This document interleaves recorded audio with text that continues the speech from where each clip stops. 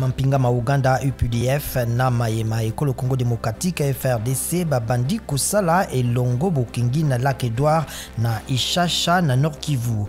Misala miango mikokende kino le 23 mars elobi ministre ya Bolobi Mbisi kokolisa bibwele pe bilanga na Nord Kivu Fatuma Hassan Sheila.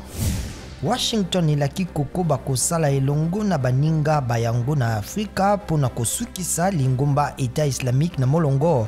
Département d'État esakolaki ISIS-RDC na ISIS-Mozambique bo badongolo meso na molongo elaki kopekisa bango lisungi inso pe kosalela misolo ya Amerika.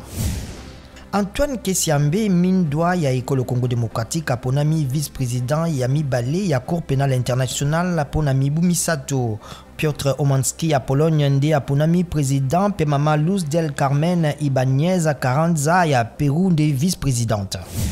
Cour ya cassation esengi na cour d'appel kotia magistrat mosusu pona kolandela Kalev mutondo na bosenga na yemoko nzokande Parquet bimisaki lobi mokanda ya kolukisa mokonzi ya kala ya aner.